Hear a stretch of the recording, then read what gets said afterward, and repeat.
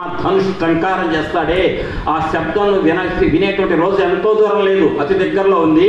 రాముడు ధనుస్సు ఒక్కసారి ఎక్కువ పెట్టాడు, శబ్దం వినపడిందంటే ఈ లంకలో రాక్షసుల గుండెలు పగిలిపోతాయి. వచ్చి చంపక్కర్లే, రాముడు ధనుస్సు ఎక్కువ పెడితే ఎక్కువ పెట్టినప్పుడు వచ్చే శబ్దం చాలు ఈ రాక్షసులు చచ్చిపోవడానికి అని చెప్పాడు. చెప్పి ఈశవో నిపతిష్యంతి రామ లక్ష్మణ లక్షణ. రాముడి బాణం లక్ష్మణ బాణం 2 బాణాలు ఉంటాయి. ఆ 2 బాణాలు గుర్తు పట్టేస్తుంటాయి. అవి లంక మీద పడబోతున్నాయి. ఎట పడబోతున్నాయి? పశ్చిమాసియాలో కనుక అర్ధరాత్రి పడిపోతున్నాయి, ఆ రకంగా పడతాయని చెప్పింది ఆనాటి. అపనేష్యతి మాం భర్త తొత్త శ్రీఘ్రమరిందమ అసురేభ్య శ్రీయం దీప్తాం విష్ణు త్రిభిరవక్రమై. అంటే త్రివిక్రమ రూపంలో వచ్చి 3 అడుగులు నేల అడిగాడు. అడిగి ఏం చేశాడు? స్వర్గలక్ష్మి సంపద మొత్తాన్ని బలిచక్రవర్తి దగ్గర గుంజుకున్నాడు విష్ణుమూర్తి. నన్ను అట్ట రామచంద్రమూర్తి వచ్చి నీ దగ్గర ఉన్నటువంటి లక్ష్మి అయినటువంటి నన్ను, అంటే ఆమె దేంతో పోల్చుకుంది? అంటే ఆమె లక్ష్మీదేవియే పోల్చింది. పోలిక బలిచక్రవర్తి దగ్గర నుంచి స్వర్గలక్ష్మి సంపదనట్టయితే వచ్చి గుంజుకున్నాడు. త్రివిక్రముడి రూపంలో వచ్చి వామనుడిగా వచ్చిన విష్ణువు రామచంద్రమూర్తి వచ్చి నీ దగ్గర నుంచి నన్ను అట్ట తీసుకుంటాడే రాముడి విష్ణువు, నేను లక్ష్మి అని చెప్పగానే చెప్పింది. చెప్పి జనస్థానే హతస్థానే నిహతే రక్షసాంబలే అసక్తేన త్వయా రక్ష కృతమేత అసాధువై కృతం ఏతత్ అసాధువై. జనస్థానం అనేటువంటి ప్లేస్ ఉందండి. ఇవాళ అమెరికా వాళ్ళు తీసుకొచ్చి సైన్యాన్ని దింపుతారు ఆఫ్ఘనిస్తాన్. అక్కడ అప్పుడు రావణాసురుడు మొదలుపెట్టింది ఆ టెక్నిక్ అంతా. ఏం చేశాడంటే రావణాసురుడు లంకలో ఉంటుకుంటూ రాజ్యాన్ని రాక్షసుల యొక్క 14,000 మంది రాక్షసులే జనస్థానం అని చెప్పి దండకారణ్యంలో ఉంచాడు. దానికి 3 ఉన్నారు నాయకులు. ఆ 3 త్రిశూరుడు ఒకడున్నాడు, మొత్తం 3 రాక్షసులు. వాళ్ళ చీఫ్ ఎవరంటే శూర్పణఖ. Overall supervision. ఆ టైంలో 14,000 రాక్షసులు చంపేశారు. ఎవరు? రామచంద్రమూర్తి ఒక్క ముహూర్త కాలంలో ఒక్క బాణంతో చంపేశాడు అందరినీ. ఎందుకు అని అడగండి, తర్వాత చెప్తా కావాలంటే. దాంట్లో బల అతిబల విద్యలను ఉన్నాయి, అది కారణం. ఆ రకం ఒక్క బాణంతో ముహూర్త కాలంలో 14,000 మంది రాక్షసులు చంపారు. మొత్తం అయిపోయింది. దాంతో జనస్థానం అనేటువంటి నీ స్థావరం మొత్తం నిర్వీర్యం అయిపోయింది. అక్కడ నీకెవరు సపోర్ట్ లేదు. అప్పుడు ఏం చేసావు నువ్వు? చేతగాక మాయలేడిని పంపించి రాముడిని అటుపంట తీసుకెళ్ళి లక్ష్మణుని నేను పంపిస్తే రామలక్ష్మణ్ లేని టైంలో తీసుకొచ్చి నన్ను ఎత్తుకొస్తావా నువ్వు అని చెప్పి ఆ జనస్థానంలో 14,000 మంది చంపినవాడు ఎవరు తెలుసా? నా భర్త రాముడు. అంటే నిన్ను కూడా రేపు వేయబోతున్నాడు నేను అర్థం అని. నహి గంధముపాఘ్రాయ రామ లక్ష్మణయోస్త్వయ శక్యం సందర్శనే స్థాతం సునాశోరయోరివా. పులులు వస్తుంటే పులుల యొక్క వాసన పసిగట్టిన కుక్కలట పారిపోతాయట. రామలక్ష్మణుడు పులులు, వాళ్ళ వాసన తగిలితే చాలు పారిపోయిన కుక్కవి నువ్వు.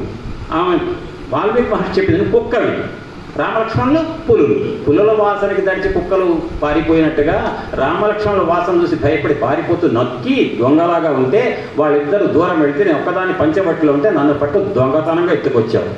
నా రాముడు అట్లా దొంగతనంగా ఎత్తుకెళ్ళడు, నేను చంపే తీసుకెళ్తాడు అని చెప్పింది సీతమ్మ. చెప్పి ఇక తొందరలో ఆపేస్తా.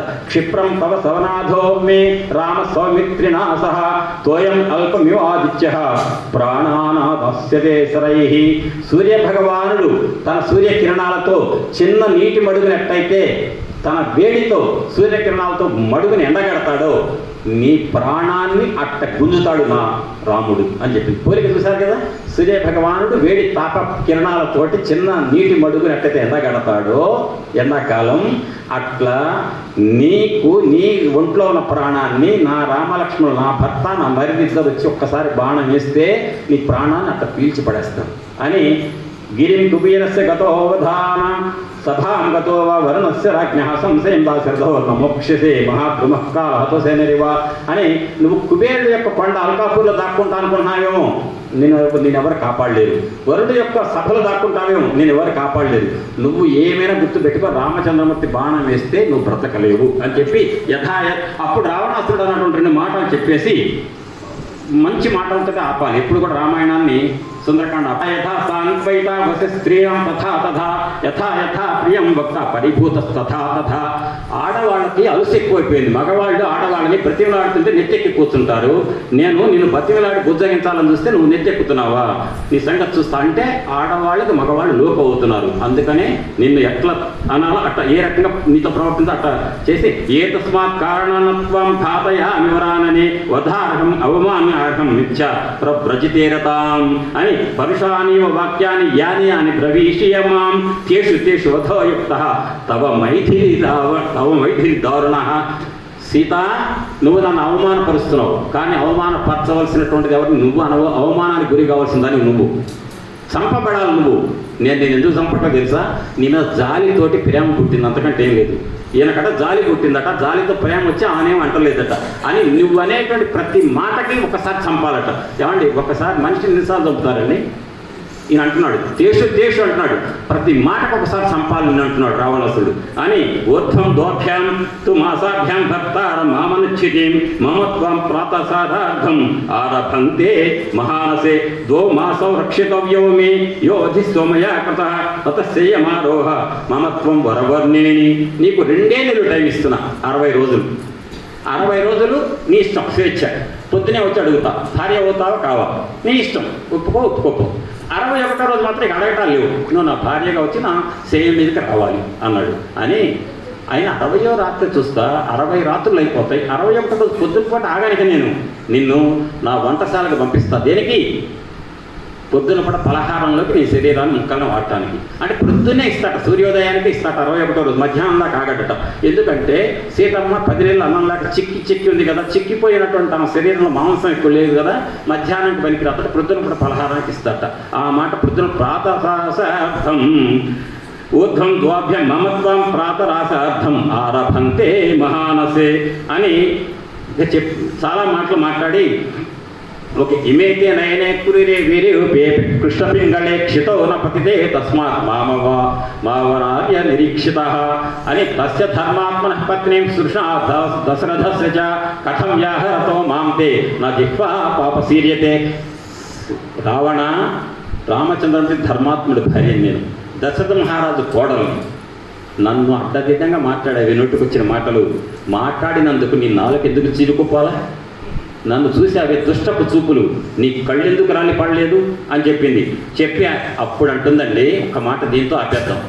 అసందేశాత్తు రామస్య తపసశ్చానుపాలనాత్ నత్వాం కుర్మి దశగ్రీవ భస్మార్హ తేజస అంటుంది. ఏమంటే, రావణ నాకు ఎవరో అక్కర్లేదు, కనుబొమ్మలు చిట్లిచ్చి నేను కనుక ముడి వేస్తే నువ్వు బుగ్గి అయిపోతావు.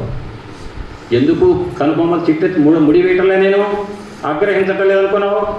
అసందేశాత్తు రామస్య తపస్స అనుపాలనాత్, నేను తపస్సు చేసుకుంటా. ఏ తపస్సు ఆమె చేసే మంత్రం ఏంటి? రామనామం. రామనామం అనే తపస్సులో ఉండి రామయోగినిగా నేను తపస్సు చేసుకుంటున్నా. తపశ్శక్తి లోక కళ్యాణానికి వాడాలా, లోక విఘాతానికి వాడాలా? కానీ లోక కళ్యాణం అంటే రావణాసురుడు చంపడం లోక కళ్యాణమే కదా, మరి లోక కళ్యాణమే కదా, కానీ చేయనంటుంది. ఎందుకట? అక్కడ కారణం చెప్పింది. రామచంద్రమూర్తి ఆదేశం లేదు నాకు, రామచంద్రమూర్తి ఆదేశం లేకుండా నేను చంపుతానా? చంపను. కాబట్టి నేను ఒకసారి కనుక కనుబొమ్మలు నుడి వేశానా నువ్వు బుగ్గి అయిపోతావు. ఇక్కడ వినండి, రక్కసి రాక్షసి ప్రకృతి, రక్కసి వికృతి, అంతే కదా. రక్కసి మీది కురాకుము కాకుము బూది ప్రోగుగా ఎక్కడి కట్లు వచ్చేదపు నేనెవరన్ రఘురాజు కోడలన్ బిక్క మగంబు తోడ కనిపించిన నయనను దిక్కులేని అట్లొక పతివ్రత మహిమయున్నది శాప సమర్థమిచ్చటన్. నేను చిక్కిపోయి శల్యమైపోయి ఒక ఆడదానిలాగా కనిపిస్తున్నాను రావణ. నీకు నా దగ్గర ఉన్న శక్తి ఏంటో తెలుసా? తపశక్తి, పాతివ్రత్య మహిమ ఉంది. వృత్తస్య గర్వితం అంటారండి ఇక్కడ వాల్మీకి మహర్షి. ఉవాచ ఆత్మహితం వాక్యం వృత్తస్య గర్వితం. తల్లులారా, ఇక్కడ ఒక మాట చెప్తున్నా వినండి జాగ్రత్తగా. వాల్మీకి మహర్షి చెప్పిన మాట, ఉవాచ ఆత్మహితం వాక్యం వృత్తస్య గర్వితం. అంత చిక్కిపోయిన ఒక ఆడది అక్కడ కూర్చుంటే చెట్టు కింద, అంతమంది రాక్షసులు, రావణాసురుడు, లోక అరివీర భయంకరుడు ఎటుంటారో 7వ రోజు తెలుస్తుంది. వాడు పంపించే రాక్షసులు ఎట్లాంటి వాళ్ళు. అంతమంది మధ్యలో ధైర్యంగా ఎట్ట మాట్లాడింది సీతమ్మ అంటే ఆ పతివ్రత మహిమ వల్ల, పాతివ్రత్య మహిమ వల్ల మాట్లాడిందట. ఒక్కసారి దిగినేది అయిపోయారు. రక్కసి మీదికి రాకుము కాకుము బూది ప్రోవుగా, నా మీదకి రావాలని ప్రయత్నిస్తున్నావు, బూది ప్రోవు బూడిదైపోతావు. ఎక్కడి కట్లు వచ్చేదవు, ఎక్కడికి వస్తున్నావు? నేనెవరు అనుకుంటున్నావు? రఘురాజు కోడలన్. రఘురాజు కోడలన్ అంటే దశరథ మహారాజు కోడల్ని. ఆయన పేరు చెప్పితేనే పరంతప. ఆయన శత్రువులతో గడగడ వణికిపోతారు అటువంటి దశరథ మహారాజు కోడల్ని అని బిక్కమొగంబుతోడ నేను బిక్కమొహం వేసుకొని కూర్చున్నాను ఇట్లా బిట్టు మరగాలతో కూర్చున్నాను అనుకున్నావా కనిపించిన నయనను అయినప్పటికీ కూడా అట్లొక పతివ్రత మహిమ ఉన్నది నా దగ్గర పతివ్రత మహిమ ఉంది శాప సమర్థమిచ్చటన్ అన్నది ఆ రకమైన పాతివ్రత్య మహిమ ఏదైతే సీతమ్మను ఆ రావణాసురుడు దగ్గర రక్కసి మూకాల దగ్గర ఎదిరించి మాట్లాడటానికి శక్తినిచ్చిందో ఆ పాతివ్రత్య మహిమ మిమ్మల్ని నన్ను అందరినీ కాపాడుగాక అంటూ ఈవేళ ఈ ఉపన్యాసానికి ఇంతటితో స్వస్తి. ఏదన్నా పారాయణం చేస్తారా?